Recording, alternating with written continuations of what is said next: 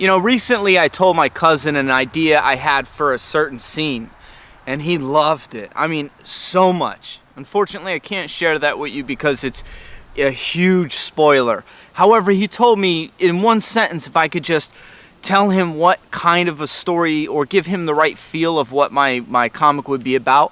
I told him if you combine Schindler's List with Saving Private Ryan and they had a baby, and then The Walking Dead and The Hunger Games had a baby, and those two babies had a baby, you would get Dead Living. Dead Living is a working title, and this concept is my passion project, hopefully coming out as a comic book, but only with your help. Alright guys, let's go over an update for you. Now when I say the Hunger Games and shit like that, I don't mean like there's not games. They don't go out in a field with zombies and, you know, whoever lives. It's not that aspect. A lot of people forget the Hunger Games, at least in my opinion, is an apocalyptic setting. And there's certain similarities in there, but only a little bit. No games, like no like children or none of that. Like none of that at all. And Saving Private Ryan, it only pulls like the war elements. There's a lot of war in my story that plays a very, very crucial role, especially in the middle of the story. When it comes to Schindler's List, there are concentration camps in this story, so a lot of realism is pulled from that. There's a lot of sadness and tragedy I pull from that. So if you see, I'm pulling elements from those stories, so when I say it's like they had a baby, don't think of that story in the world of The Walking Dead or something, because that'll give you the totally different idea of what I'm trying to get across.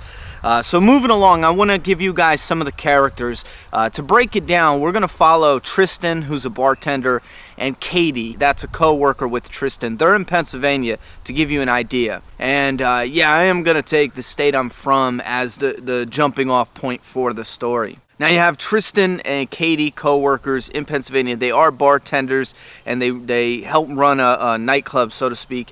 And then it's going to be Tristan's baby sister, not that much younger. She's in her 20s, early 20s, and then Tristan's best friend and his best friend's family. So that's one of the units we follow in the very beginning. But we're also going to bounce down south a few states away to two brothers. One has his family, one is more like a bachelor but has a girlfriend, and they both run a family-owned, you know, mom-and-pop style pizza shop. And the reason we're following two different characters is because I stepped back and said, I want to follow characters that will, down the line, maybe 20, 30 issues down the line, they're eventually going to meet up. That is a very interesting aspect, and that was actually a part of what slowed this process down. I was going to come out at the end of this year with a lot of stuff for Dead Living, but I actually went back and reworked a lot of it. This story fits so much better if we show you the characters in PA and then the characters down south, and you get to watch the characters down south living everyday life, witnessing this outbreak that's essentially, you believe it starts in Pennsylvania and it's working its way slowly towards down south, and you just know, you get people packing up, you get people who were visiting in Pennsylvania who come down there, you get illnesses that are starting in pockets, and it's just this really terrifying feel knowing that the end is slowly making its way for you, and there's shit in the news that's just terrifying. So that is why I decided to go back and rework that beginning. Now, as you guys already know, the beginning of my story is called The Feeding Post. That's going to be about the first issue. The second issue is going to be Fireworks and Fevers. Now, it's going to start out essentially with Tristan in Pennsylvania at a fireworks show, and his sister is watching the news on her phone, and on the news it says that world leaders are disappearing, and it focuses on world leaders in the United States, businessmen, you know, people with a lot of pull in politics, and a lot of them, they're saying that they're going in underground bunkers or they're fleeing the United States as if something bad's going to happen, like a financial collapse or an asteroid or something of the sort. So there's a lot of these theories floating around, and then some of them are being shot down. But the point is, I have never seen that in a show that I've seen or a movie. That would be scary if you knew that your president and, you know, Congress and everyone else just bounced and businessmen just left. You know, I think that would be scary shit. Now let's talk about the virus. A lot of people get the immediate impression that it's going to be like The Walking Dead, where when I talk about people getting the flu and getting sick, they're like, oh yeah, especially now that Fear the Walking Dead came. My story is like very different from that, and that was always a staple that was here from the very beginning. Zombies don't come till later. A lot of people get the flu. A lot of people die from it. That is the jumping off point for the chaos. This flu comes and I don't want to go into detail. That's why I'm just calling it a flu. Simple. Boom. Kills people, and the zombies don't actually come till later. And yes, we do call them creeps if you read my preview. They're called creeps and creepers, and that's mainly because in the beginning, one of the main characters, you hear him say, like, one of those guys is creeping around. And then later they're like, well, that creeper over there, you know. So that starts it off, and that is why, because a lot of people are like, well, wait, why are they called creeps and whatever? That's what we rock with in the beginning, so expect that. And I like that, the creep and creeper. And then there's these characters known as the Dead Patriots. Now, the Dead Patriots, that was actually the original working title. They played a very heavy part because they're the ones that introduce us with the idea in the story that this is a controlled collapse of society. And the Dead Patriots are recruiting for this war. And that's where a lot of the war elements come into play, because we notice something with the government in the story. It splits apart. It's as if part of the government is straight up ignoring the citizens and just fleeing themselves and getting away from us and don't want to have anything to do with us. And then there's a part of the government that is executing citizens and taking them and kidnapping them in big trucks.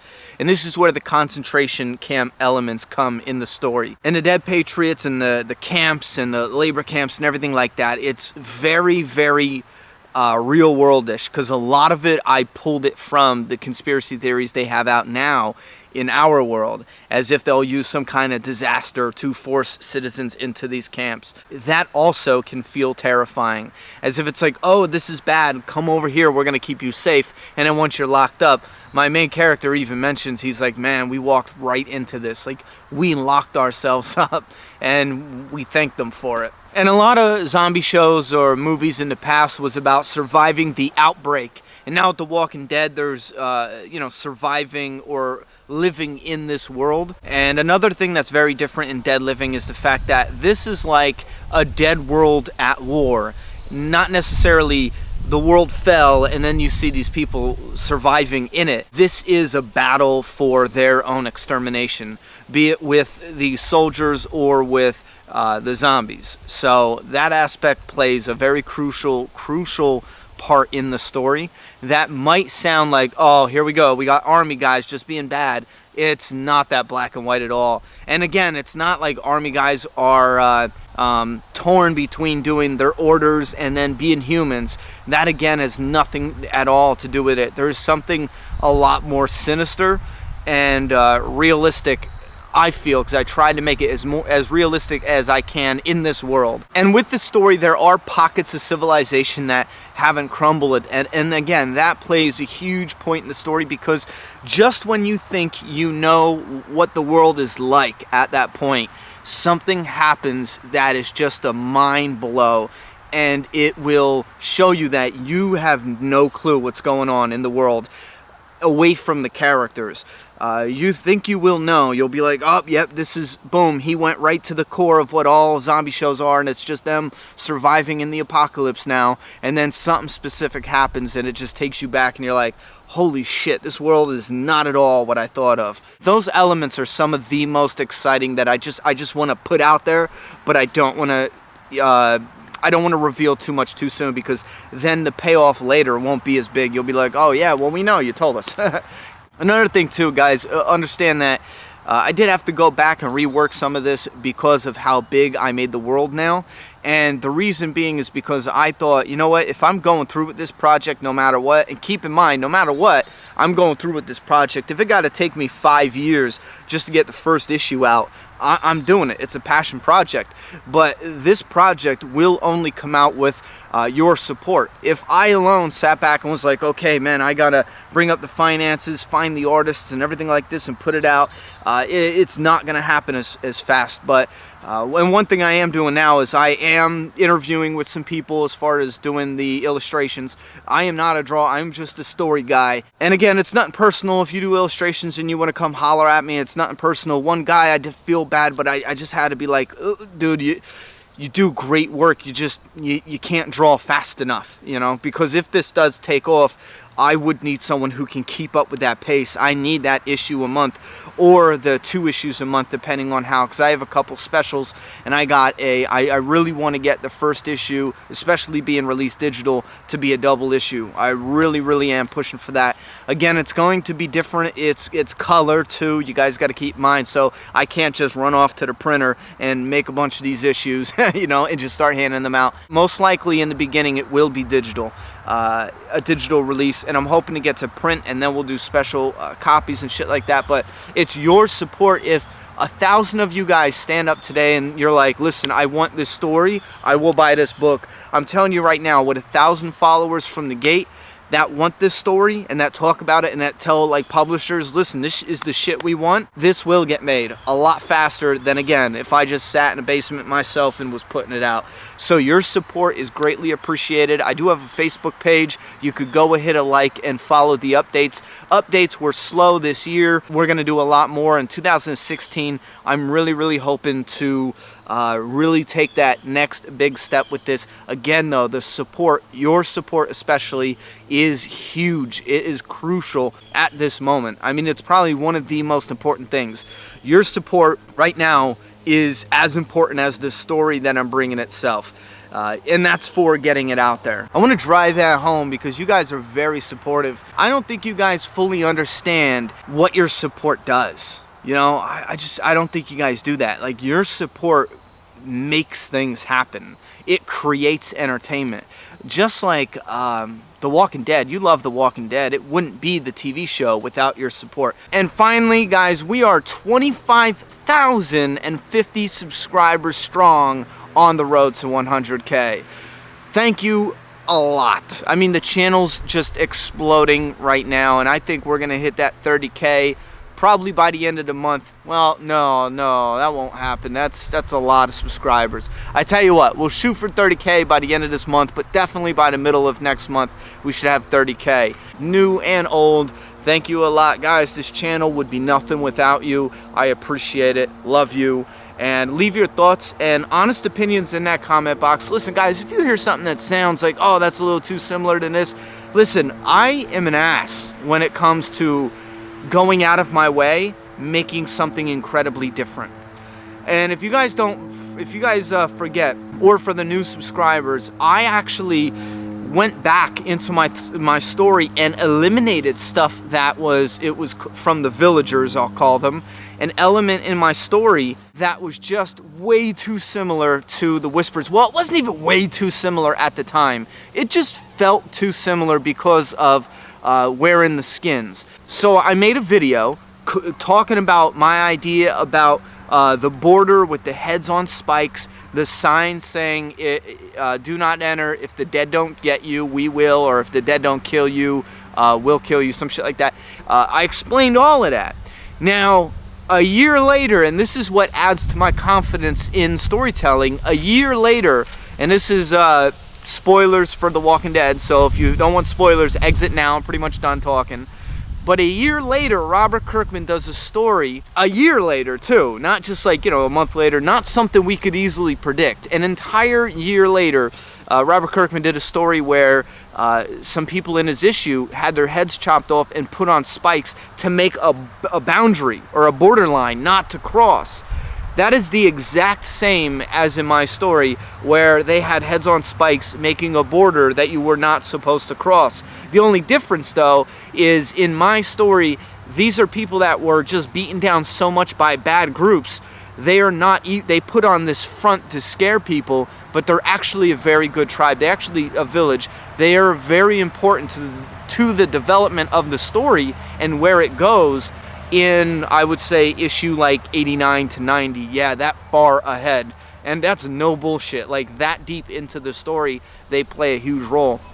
So we wouldn't even get to it if I came out with the comic now for like 9 years, which is crazy. I might move that up because that's way too long. So listen, Map family, this was an oversized update video for Dead Living. I needed to give you guys a nugget of information. Please leave your honest thoughts and opinions in that comment box. And if you want to support this, go to Dead Living Facebook page, hit that like button. And if you guys don't mind, please comment below if you don't mind. You know, maybe once a week, maybe just an update with a sentence or a quote or maybe a line from the story. If you guys would like that, let me know. I'll start doing that. Another reason, though, that I stopped doing the teasers is somebody actually copied some of the teasers and they were posting it elsewhere as their story. And I just did not want it mixed up or confused. I didn't want people reading that first and then coming to me and be like, oh, wait a minute, but you took that. And then some other people will jump on and be like, oh, wait a minute, he took that from where? Oh, he must have took that. And they won't know the whole story. And then I got to make a video explaining it. So yeah, there was actually people copying stuff, parts of it. I'm not talking about one person, mind you. People, viewers, notified me of like 3 different people using, you know, clips and bits and pieces of it and shit. And I had to stop doing the previews until I came out with an actual, you know, dun-dun-dun, you know. But listen, guys, I'm going to shut up now. Thank you so much for the support, thoughts, and opinions in that comment box. Love you. Subscribe now.